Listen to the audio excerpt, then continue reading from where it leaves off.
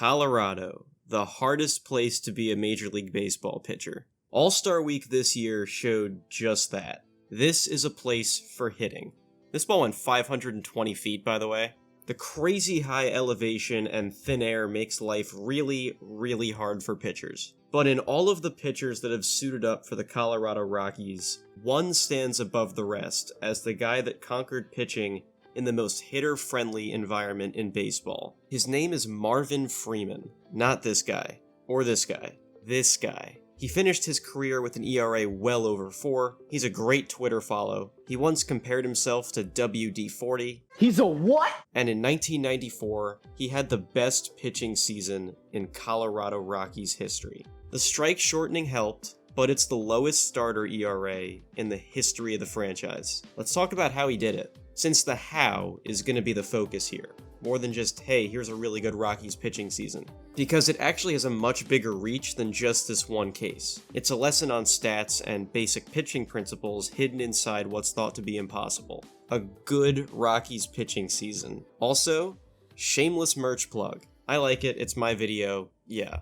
But first, let's put some numbers on how hard it is to pitch in Colorado. Park factors are basically numbers that rate what the stadium a team plays in is like. A number over 100 favors hitters, a number under 100 favors pitchers. In 2021, Coors Field in Colorado clocks in at a 111 score for pitchers, which makes sense. Even with all the home runs, what really sets the pitchers up for trouble is how a ball hit to the outfield at Coors Field is easily a disaster. Because the outfield at Coors Field is huge. Here are some park analytics for the place on Swish Analytics. The rate of triples at Coors Field is basically double what it is at average MLB stadiums, and that's because the outfield has just so much ground that needs to be covered. But baseball fans who know their history might realize right about now that I said Marvin Freeman's season that this video focuses on was in 1994. Coors Field did not exist in 1994. The Rockies were still playing in the Denver Broncos Mile High Stadium. But guess what?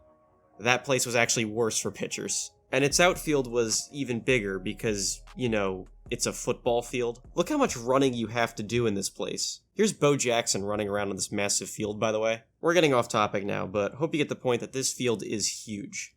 Hey!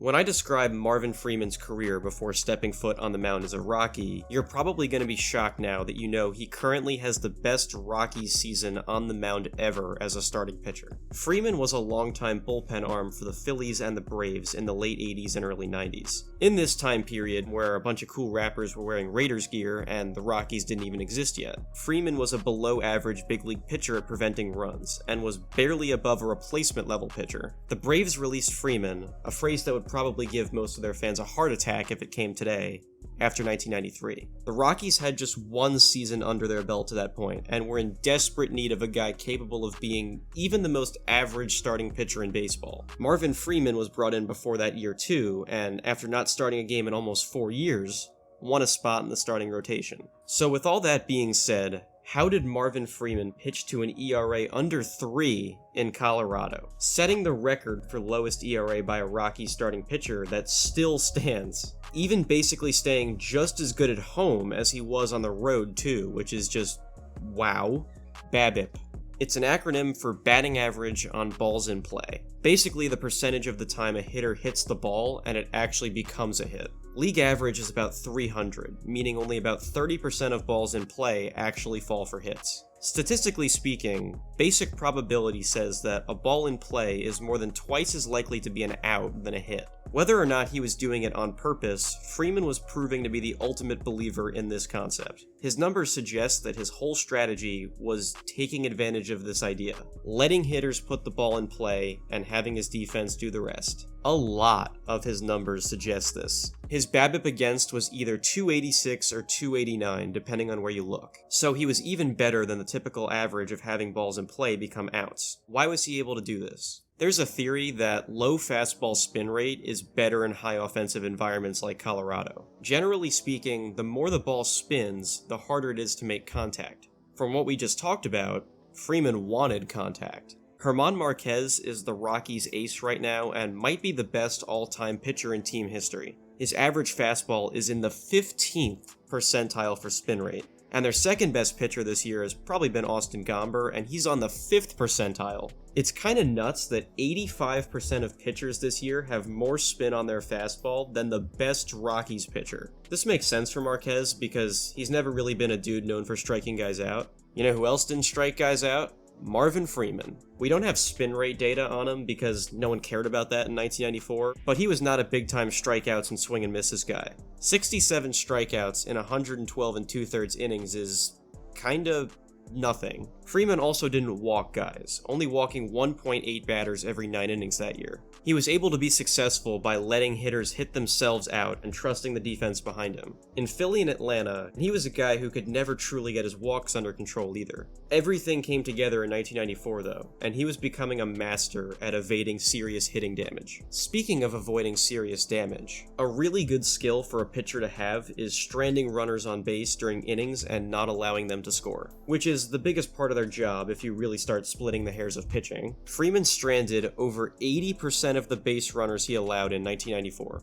That's better than Shohei Ohtani right now. That's better than 1999 Pedro Martinez. That's around where Jacob deGrom has been the last few years. Some okay guys to be compared to. As an added bonus of his let hitters get themselves out strategy, Freeman was able to limit the damage against him in the same range as some of the best pitchers ever. So remember how we talked about BABIP?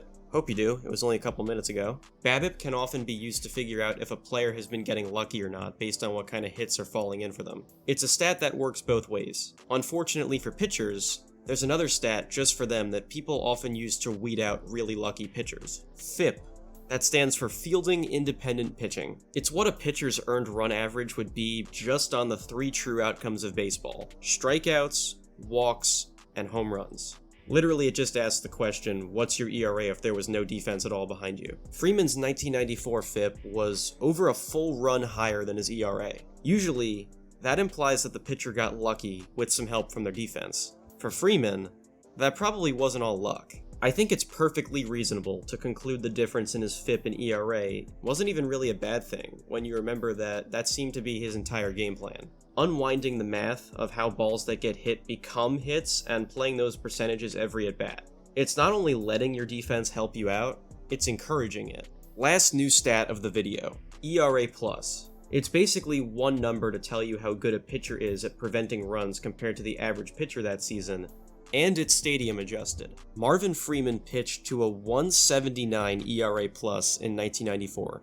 That's amazing. And it could have been even better. To end the 1994 season, Freeman was in a stretch of not giving up more than 2 earned runs in a start for over a month. The 1994 season ended on August 12th because the players went on strike. If he kept up his hot streak for the last month and a half of the season that never happened because of that strike, he could have finished even better, possibly even competing for the Cy Young Award. Maybe not winning it because he would have had to get through peak Greg Maddux doing peak Greg Maddux stuff, but you never know. He finished 4th in real life, and he might have just been getting warmed up. Freeman was never the same after the strike. These things that clicked for him in 94 stopped clicking in 95. The perfect storm had cleared up, and he was out of baseball less than 3 years later. But for that 1 year, he was pitching at a level no Rocky has ever matched. And he was putting up numbers that challenged the ideas of today on how pitchers should attack hitters. For pitchers out there today looking for a way to succeed, 1994 Marvin Freeman might have accidentally taught some lessons